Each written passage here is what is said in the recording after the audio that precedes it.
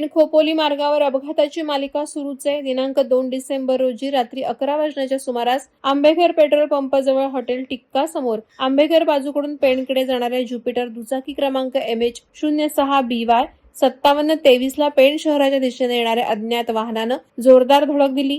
यामध्ये बाईकस्वार राज वसंत पवार वय वर्ष 23 राहणार गांगळ आळी पेण अंत झाल्याची दुःखद घटना घडली आहे. तर करण चंद्रहास प्रसाद राहणार वडगाव हा गंभीर जखमी असून त्याच्यावर उपचार सुरू आहेत. याआधी देखील गणपतीवाडी हॉटेल सौभाग्य इन समोरील अपघातात पेणमधील 2 स्थानिक तरुणांचा दुर्दैवी अंत झाला होता. ही घटना ताजी असतानाच आता याच मार्गावर 2 जिवलग मित्रांपैकी एकाने आपला जीव गमावलाय तर दुसरा रुग्णालयात उपचार घेत आहे.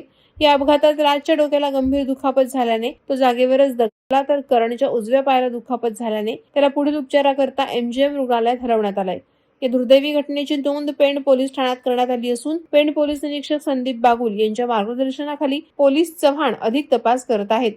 वादळवारा लाईव्हसाठी किरण बांधणकर, पेण. नवी मुंबई व रायगड जिल्ह्यातील ताज्या बातम्या आणि घडामोडींसाठी सबस्क्राईब करा वादळवारा लाईव्ह चॅनल आणि दाबा बेल आयकॉन.